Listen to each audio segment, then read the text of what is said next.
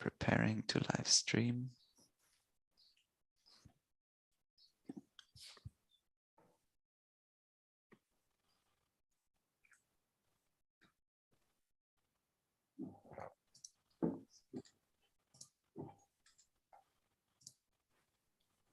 Okay, everybody should see a little pop-up saying that we are now on air.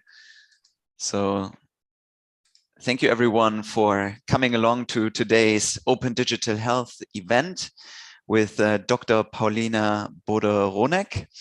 I'm Sebastian Potthoff. I'm one of the directors of Open Digital Health and leading on the event series. So it's really nice to see that not everyone has gone off to summer vacation yet, or even joining from summer vacation for today's event. Paulina's interest is in behavior science and digital health interventions. Specifically for this talk, she worked as an academic advisor developing a resource on evaluating digital health products. And she will basically talk today about this resource to us. Her talk is entitled Encouraging Better Evaluation in Digital Health, Guidance and Training. So I'll hand it over to Paulina, and after she's presented, we will have a little discussion. Take it away. Thank you. Hello, everyone. I'm very happy to be here. So yes, for this particular project, I was an academic advisor developing the content of the resource, which I will present. I'm also affiliated with University College London until this Friday, where we were working on developing a national evaluation hub for evidence generation in digital health. And I'm also a visiting lecturer at the University of Westminster and a freelancer working with different companies or charities to help them to evaluate their digital health. So this is the resource. You can Google it and it will come up one of the first pages, hopefully. So this is the governmental resource called Evaluating Digital Health Products. I just wanted to tell you a little bit, this is my hat. Today I'm presenting to you from a Public Health England or former Public Health England perspective. And this was the delivery team for the project. Specifically, I worked very closely with Henry Potts and Flora, Flora was a senior content designer, making sure everything we write is accessible, as it can be quite difficult. And Henry Potts, who's a professor of health informatics. So the problem, and I'm sure you're quite familiar with it. So the problem that Public Health England, or we try to tackle is that still most publicly available apps have not been evaluated in scientific literature, and most apps that have been evaluated are not publicly available. Now, I remember presenting it 5-6 years ago, 7 even, when I was doing my PhD for my first study, and this is still very much the case. And also, there is an increased use of digital health tools during COVID, large increase in telemedicine, but also apps, including rapidly adapted ones, such as, for example, NHS COVID apps and NHS app. And still the question remains, but do these digital tools actually work? For whom? Certainly not for everyone. How well, in what context? So what we did, so this was the proposition. We created guidance and training models for people who develop digital health products from different backgrounds with different knowledge of evaluation. So what PHE did, they tried to tackle the problem pragmatically, and they assembled a multidisciplinary team.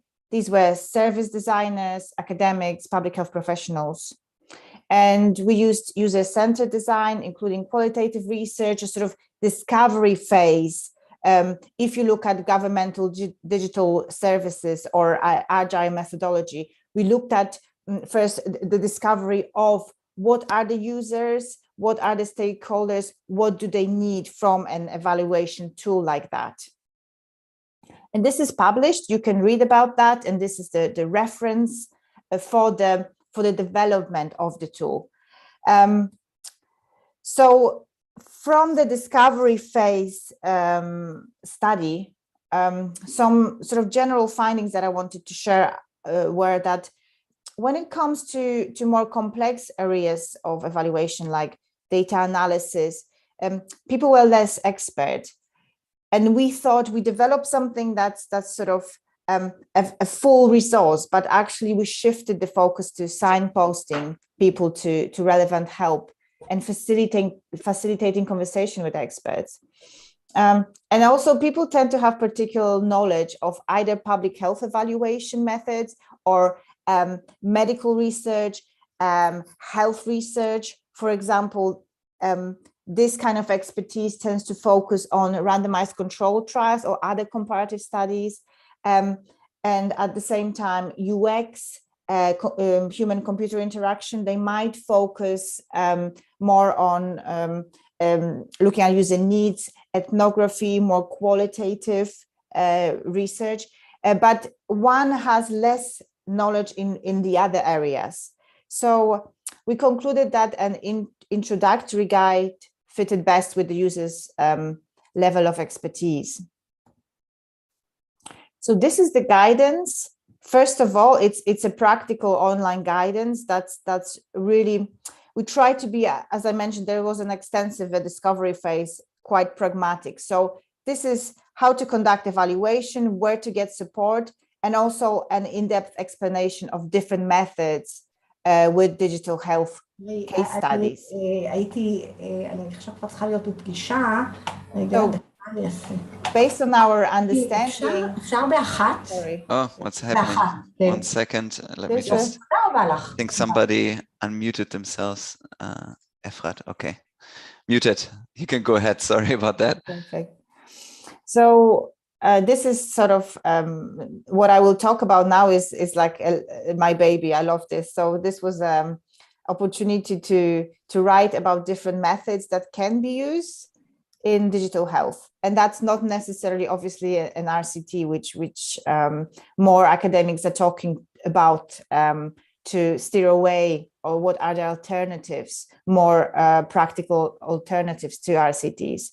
So we looked at different ways to present the information, and we came to conclusion that a template for presenting evaluation methods would be great, and this is how it looks like. So for example, on top we've got analysis of routinely collected data, and this is part of the descriptive studies. Then we present in a very short paragraph what the method is, potentially how it might relate to, for example, NICE evidence standards framework or other framework that's relevant, what are pros and cons of the method, and a bit more going into details how to carry out this kind of study with particular method. And then we always have an example that is specific to digital health. And we've got more information and resources, but these are very much curated. And we also include other studies that use this method, if it is applicable. Some methods were less used in digital health, but we still thought that it will be quite important to include them. For example, a crossover trial, which I have conducted as part of my PhD with 2 apps. It's hardly ever used, but it was still important to say, okay, someone has conducted it and you could actually do it yourself as well. So this is how the templates look like. And this is our methods library. So we divided them, and I appreciate that categorization of methods is very difficult, but this is what users wanted. They didn't want a huge collection of methods when they completely confused and don't know what to look for and where to start. But we divided them into different categories. So the first one is more descriptive studies, for example, analysis of routinely collected data. So that could be done in sort of in a hospital setting, for example, or automated using the app. As I am behavior scientist, I thought it was important to add sort of review of the inclusion of behavior change techniques, but also clinical audit or user feedback study. We've got comparative studies. So this is anything from classic randomized control trial to before and after study, case control study, factorial N of 1 study, quasi-experimental study, and RCT. We've got qualitative studies that includes ethnography, focus groups, interview study, think aloud study, and usability testing. Now we engaged with health economics, with health economists to write an accessible description of health economic studies. So we've got budget impact analysis, cost benefit analysis, cost consequence analysis, and others. And when I was reading that, as not having so much experience, it really helped me to understand a bit more about health economics. And we also have cross-category methods. And we thought about it very hard because it's so incredibly hard to categorize methods in digital health and in general evaluation methods. But we have EMA, ecological momentary assessment, feasibility studies, interrupted time series, micro randomized trial, mixed method study, multi-phase, I cannot ever say that, multi-phase optimization strategy or most. And also we talk about PROMs, so patient reported outcomes and experiences study. For each of those, I would write a method, or Henry would write a method, run it through a content designer, reiterate whether the accessibility of the resource, and also send it to a third person who's an expert in the field. So for example, for EMA, Olga Persky helped us to review, to make sure that it's accurate. So I mentioned there's a guidance, but also training. What we also created is 2 workshops. First one is on creating a logic model or theory of change or product model of how the product works. And later on, we have developed ways to run the workshop online. So in the pictures, you can see we use Padlet, but later on we moved to Miro, which is a little bit more accessible. And there are also instructions of how to run the workshop for yourself. So it's kind of do it yourself. You can print out A4 and put it on the walls. So this is how it looks like, looking at hypothesis, assumption, functions, responses, short-term, medium-term, and long-term outcomes, but also looking at context and barriers. I've run it a few times now. It's extremely interesting. We run it mostly with Public Health England teams internally, but also externally for some teams when we wanted to test them. And it's really interesting to have it written on the actual digital page of what are the functions of the product, what are the expected responses and the outcomes. So once you have your logic model, then there's a second workshop, which is choosing measures and methods. So once you have your product model, another tricky thing is to focus, okay, we are doing some evaluation. What can we evaluate? What's important for us to evaluate, but also what is easy for us to evaluate. So we've got those 2 criteria, and not necessarily both important and easy. But we felt that it was important to have something that is easy to evaluate and also important, and to focus a little bit the evaluation. So this training, the second one, is more about focusing on measures and potentially methods. We engage in some testing of both the website, the resource, and also the training. And over again, it would come up that users need a bit of a guidance on what methods to choose. So, and they kept saying about this decision tree, which I know that it would come up during the discovery phase even, but it turned out to be impossible. So what I did was I tried to sort of categorize it into different ways of how digital health companies or developers can look at evaluation. So first of all is to decide the focus of your evaluation. Are you focusing on understanding experience?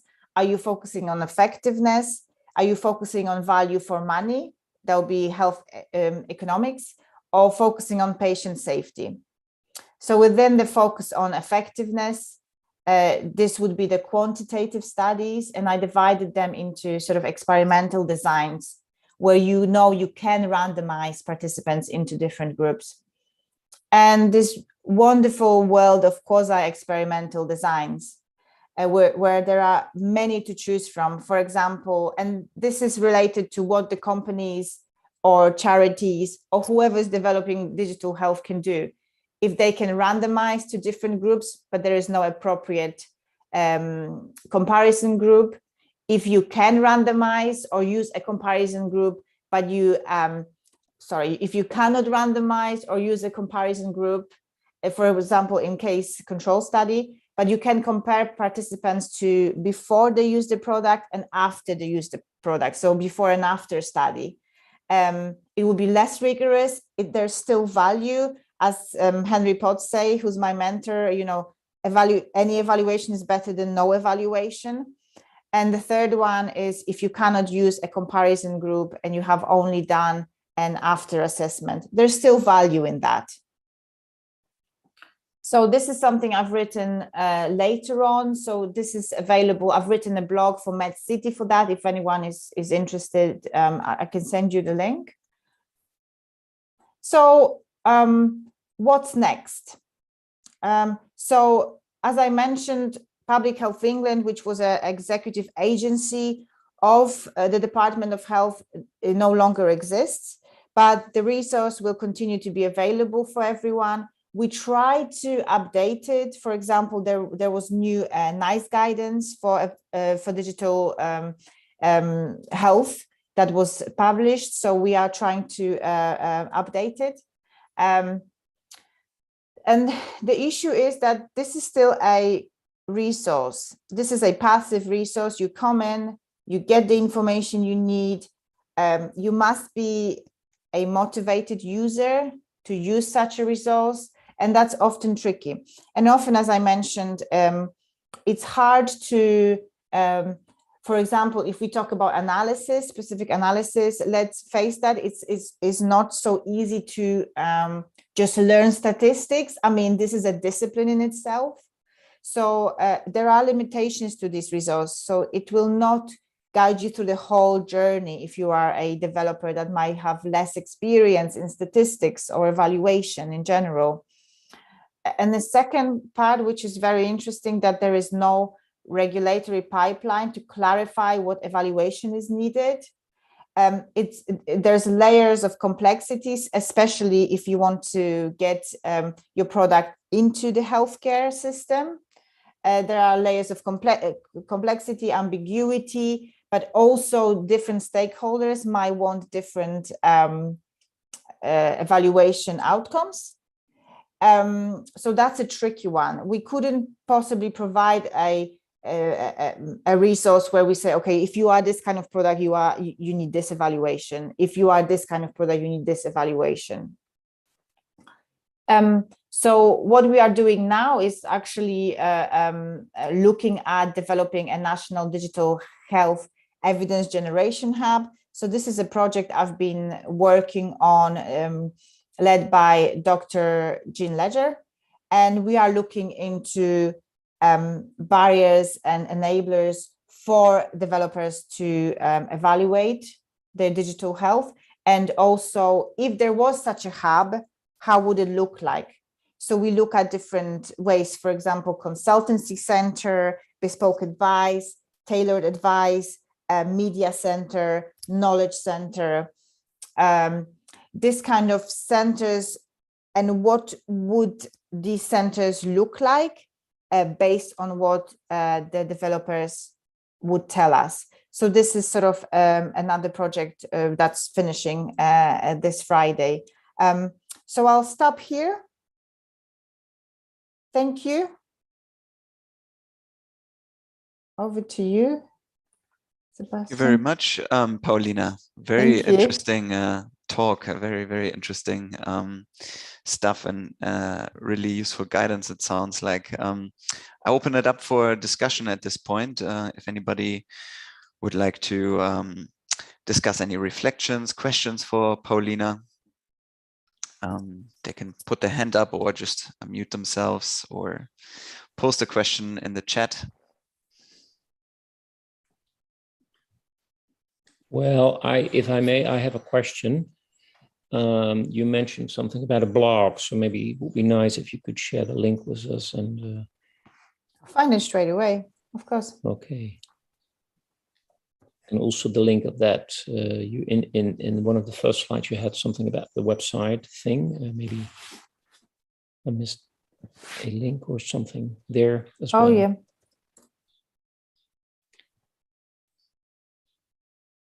And one quick, maybe sort of a reflection, very interesting initiative and work. And I think it's also in a way in the heart of the matter of what we stand for as a open digital health. So maybe there is also, after this sort of discussion, we can think of ways how we can collaborate, probably, because it would be nice to disseminate all these kind of knowledge and insights and to share it with a wider public. Yeah, that's exactly what I was thinking. It's an interesting. I was thinking about the mission of your organization, and it's sort of, it's the transparency, sharing resources, sharing digital health, sharing the functions so it can be reused, from what I understand. And for us, it's about evaluation and increasing evaluation. And actually, it is a bit like a puzzle. I think in terms of advancing the progress of evidence-based digital health tools, we have the same mission. We just do it a little bit differently. But it fits like a puzzle. It's very interesting, and it's very exciting that this initiative came about. I think something that struck me as well, I think, again, where there may be some overlaps in our missions is perhaps, I think in the beginning you mentioned that I think this tool that you've been talking about is very much this kind of introduction level, sort of introducing people to the range of different methods and designs that they can use. But then it takes the more motivated user to sort of go ahead, and that part of it is also to sort of make these connections between relevant experts in those respective designs and methods. And I think this is something that we're also striving towards, is to connect people up from industry, policymakers, digital health app developers, because there's only so much training you can do and that people have capacity to attend. So oftentimes it's actually much better to just make the relevant connections between the people. 100%. And another thing is, I've been swimming in the data, as I said. I've done 22 interviews with digital health companies, mostly small to medium companies. And they exactly say that.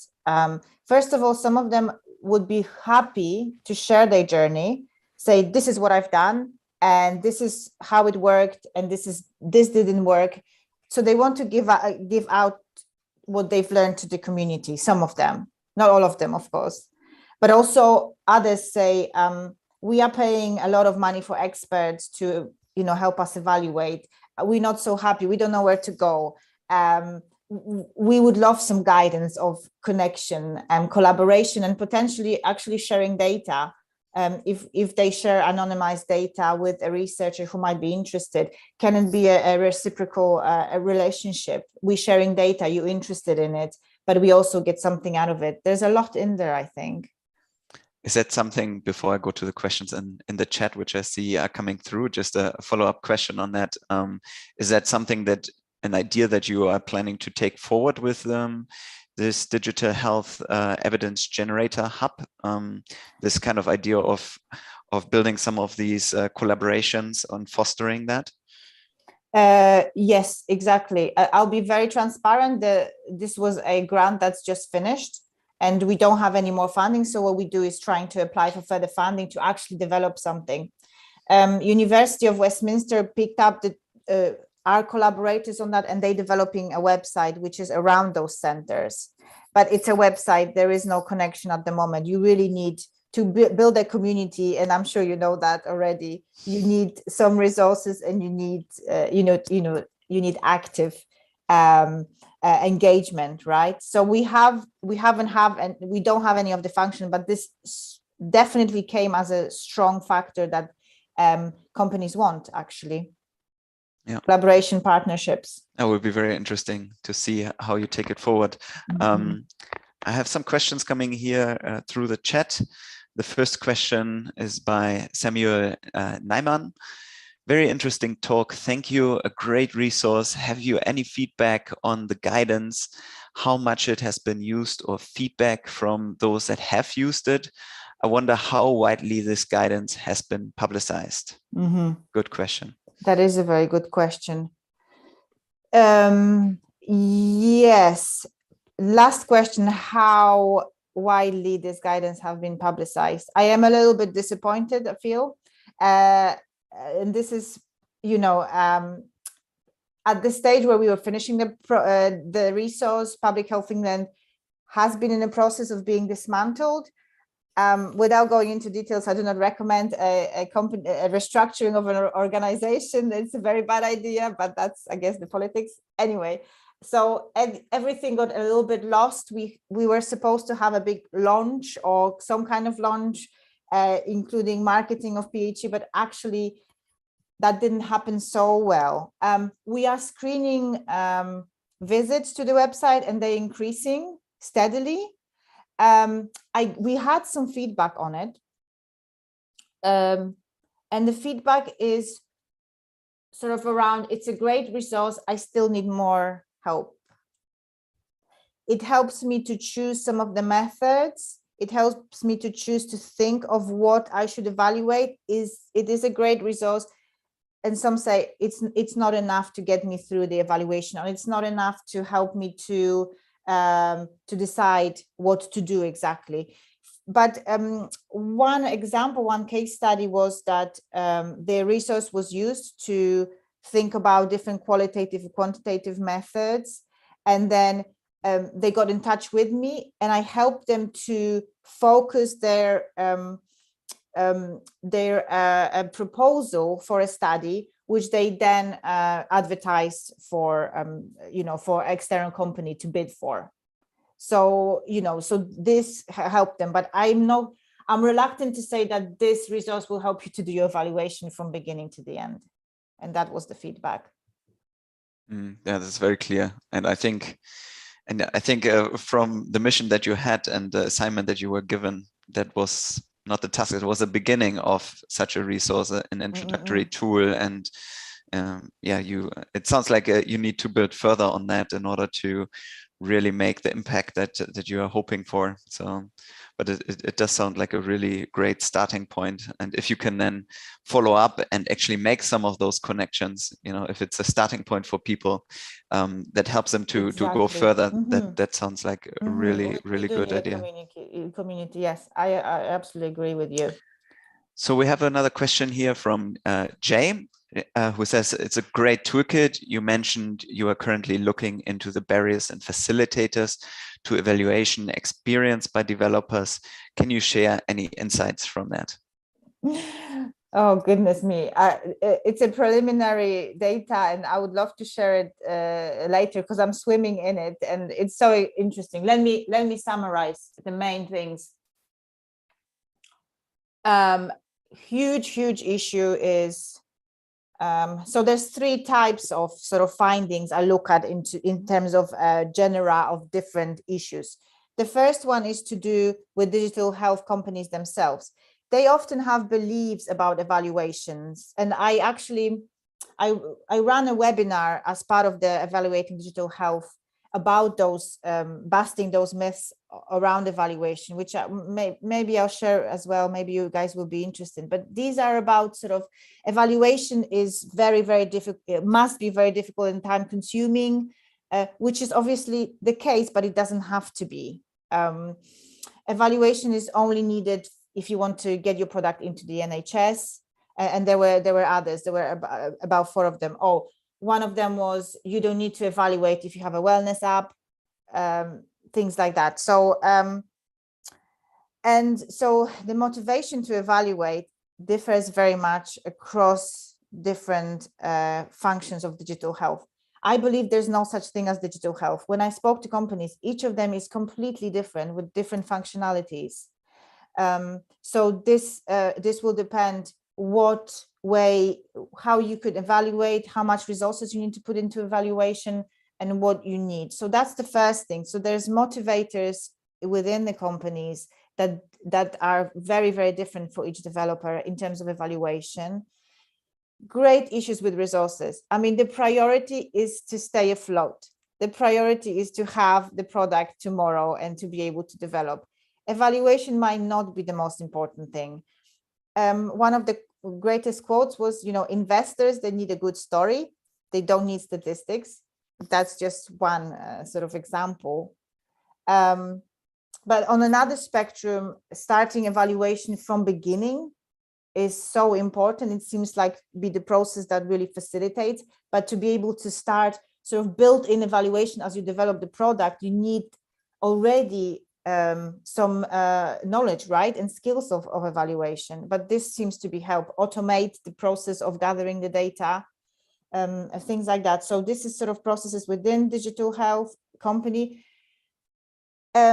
Regulatory needs, absolute sort of ambiguity layers, complexity, don't know, digital health companies not sure what they need to do in order to get this tick box to be able to get their product to have this function to deliver to patients. It's an absolute, it's a very, very complex ecosystem to be dealing with for a digital health company who again tries to stay afloat. So that's a tricky one. I'll give you an example. One digital health company I spoke to, although they knew they can use certain functionality to help their users, they decided not to, because that means that they would have to go through the pipeline of regulation, and they just don't have resources to do that. So they limit their product because they cannot deliver certain functionalities, although it would help their patients, because they don't have and they don't know which regulations they need. So that's the main one. And the last one is different stakeholders, GPs, for example, health providers want something else, different evaluation outcomes. An example would be, yes, it's beautiful, you've done a randomized control trial, but my community is different and I would ask you to rerun your trial. Of course, that's just crazy. So again, I think in terms of stakeholders as well, there's less understanding of what, how long does it take to run a trial, and what do the outcomes actually mean, and what evaluations outcome are actually meaningful and important, and which ones are not. So I'll stop here. I've been talking for a while. Sorry, it's very exciting. Yeah, exciting for us as well. I think that's really cool findings that are coming out, and yeah, even though it's so complex and yeah, there's so many layers to it, actually bringing them to the surface will hopefully help actually coming up with some useful guidance, resources, collaborations, I think will be so important. We have another question here from Robert, also about concerning the implementation phase after the evaluation, whether companies said anything about that in particular. Implementations, I would have to look into data a bit more. Let me think, let me have a little think. Most of the companies implement as they go, because these are I didn't speak to many universities who traditionally first develop and then implement on a larger scale. Here, the companies they are on the market and they do user testing and they iterate their product and they implement as they go. So this was not such an issue. However, there were still issues of gaining access to patients or participants and gaining interest from providers to be able to sell their product, to be able to gain interest. So that was the main issue in terms of implementation, scaling up the product.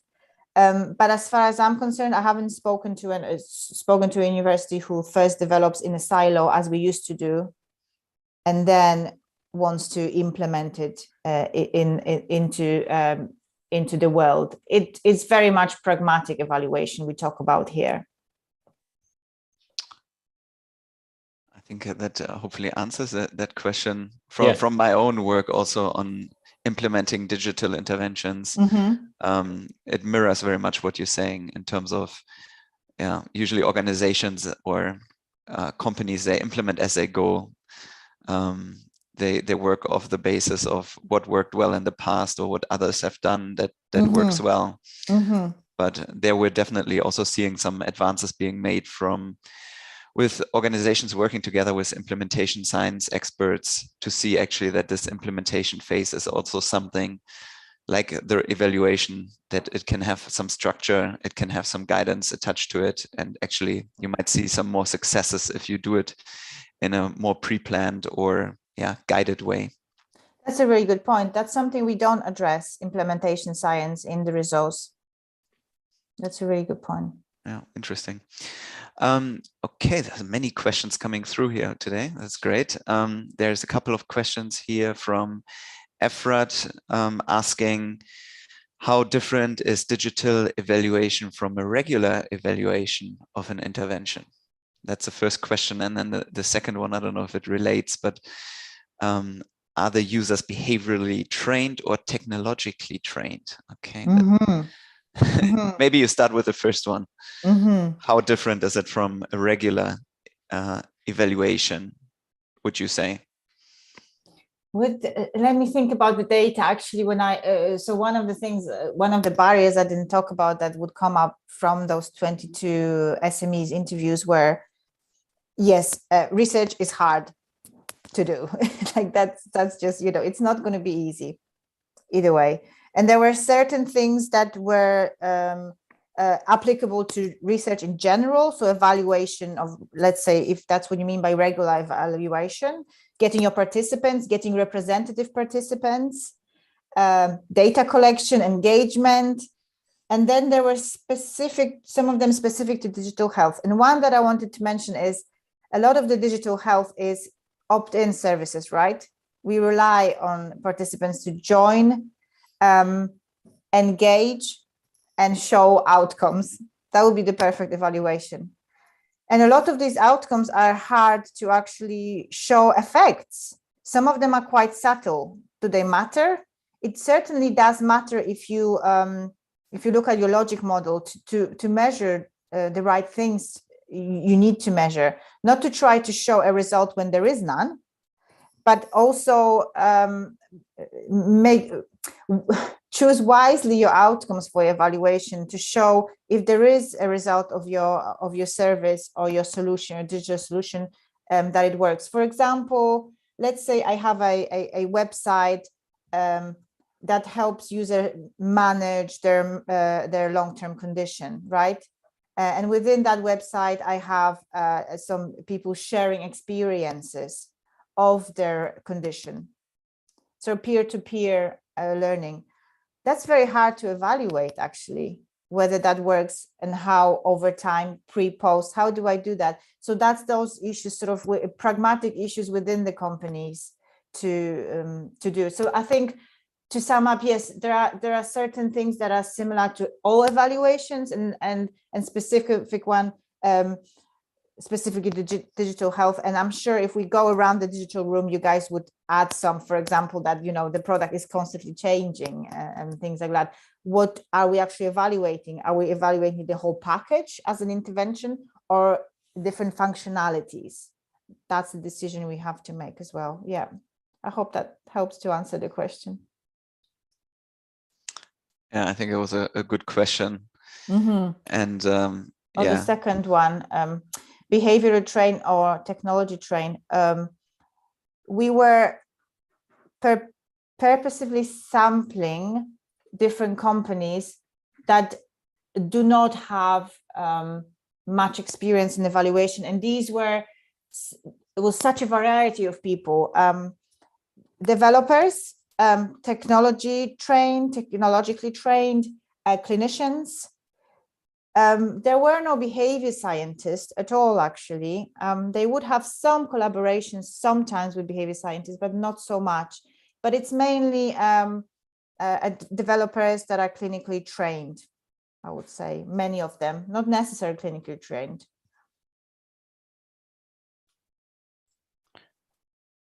Thank you. There's another question here from Charlene. A concept that I find challenging is understanding whether a digital health intervention is a delivery mechanism for interventions or whether it can change the nature of interventions. And any thoughts on starting to understand this? Wow. That's something. Sebastian, maybe you could help to answer that. This is a tricky one, isn't it? If I think about intervention, digital is only a mode of delivery. Maybe Charlene wants to come on and just maybe she has some Charlene, thoughts yes, as well. Please. Yes, please. Hi.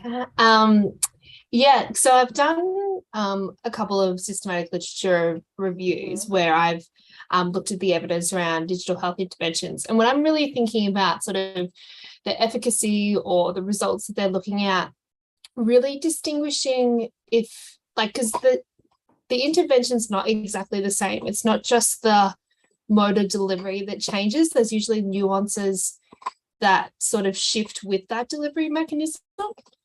So yeah, I'm just trying to see if there's a way that we can really start looking at whether it's actually the delivery itself that makes a change, or if the delivery changes the nature of what the intervention is. Could you give an example? Say like a cognitive behavioral therapy that may be delivered in person compared to a internet cognitive behavioral therapy. Yeah, that's sort of an example that I'm thinking that the delivery mechanism may actually shift the nature of it as well. Absolutely. Thank you. That's really important, and that's a really good question. And actually something that came out of the interviews. In terms of digital therapeutics, so cognitive behavior therapy delivered online, there is this perception or assumption that it doesn't have to be evaluated, or it can be evaluated to a minimal extent because this is already an established therapy. And I would argue that it's different because the mode of delivery is different. I'm not saying we need to do, and we need to evaluate the efficacy of CBT. But we still need to evaluate the efficacy of CBT delivered through digital means. So, it can be so I think that the mode of delivery is very important in this case, and it definitely can change the effectiveness, efficacy, and also it can change when it can be placed. So let's say you are on a waiting list for a therapy, and that waiting list is very long. I believe that CBT delivered through digital can help for waiting list, for example, those people who wait, to replace or to help patients right now because of the mode of delivery, that it can be delivered at any time. I wouldn't, I don't know, because I'm not an expert on CBT, but if you compare digitally delivered CBT with in person, I'm quite sure to assume that in-person CBT would be superior. That doesn't mean that we don't use the opportunity to implement CBT through digital means for a person who's on a waiting list if they're getting nothing. So yes, there are differences, and I know I answered it just sort of around, but that's a really, really good question. I think you've answered it really well, or started answering it very well.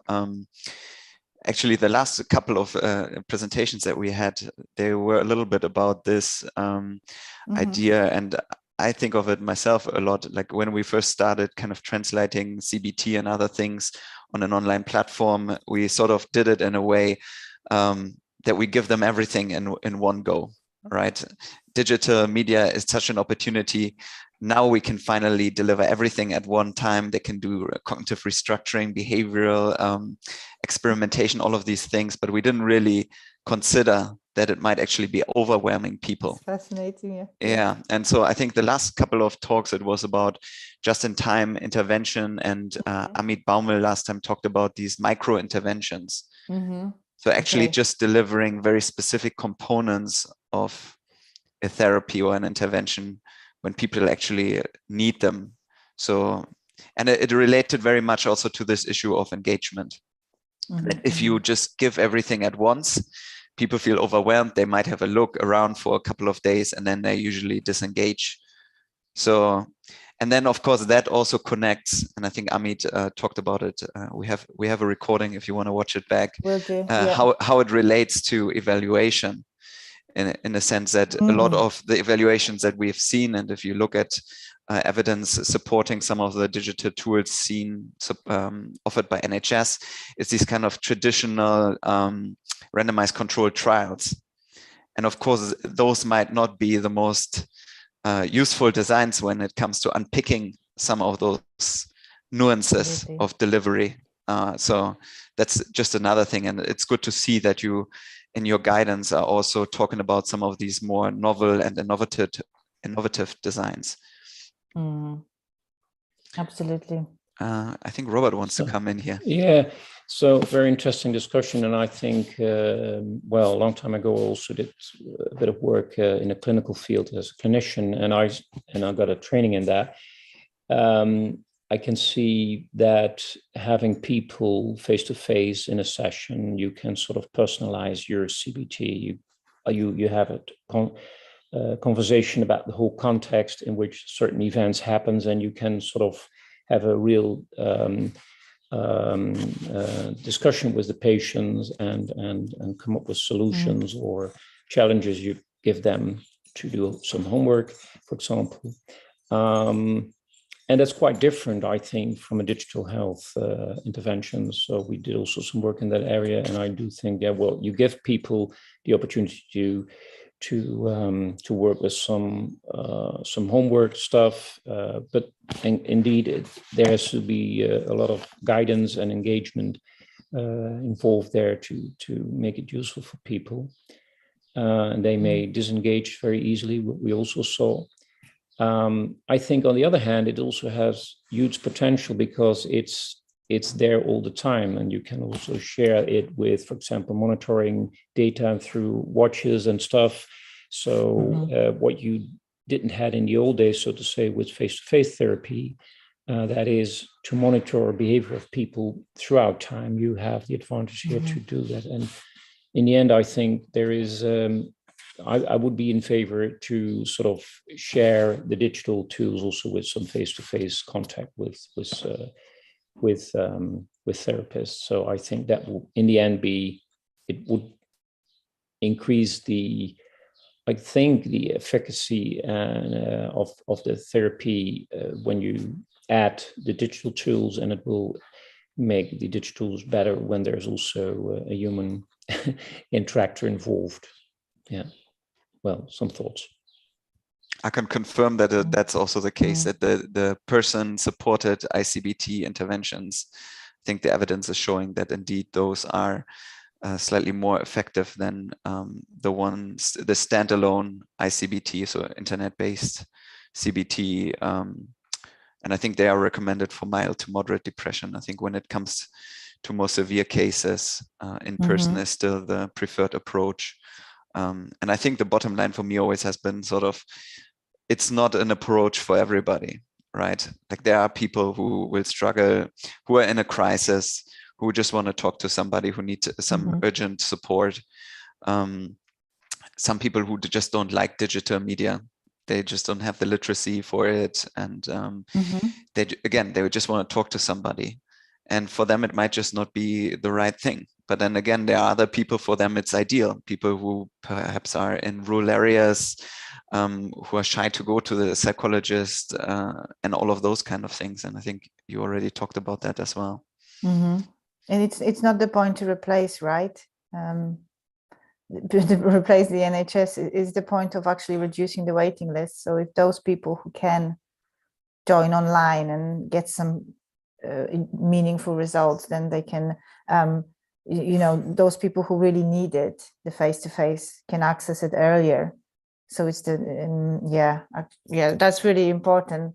And another thing is if we do more, rather than doing rigid randomized control trials, just assessment or ecological momentary assessment, assessing users in time, then we'll be able to tailor them a bit more to try to mimic a human being. Of course, I don't think we will ever get to that stage, but doing a little bit more tailoring, and also this amazing ability to collect the data about the participants. And even I'm working on sort of, my interest was sort of developing algorithm to analyze the data, but written accounts of sort of qualitative data. So imagine like a diary. I'm sure other researchers working on that, a diary that participants fill in every day systematically, that gives them feedback on how they felt, how they could feel, what brings them down again, what could lift them up. I think we are sort of such a huge amount of information, and we could utilize it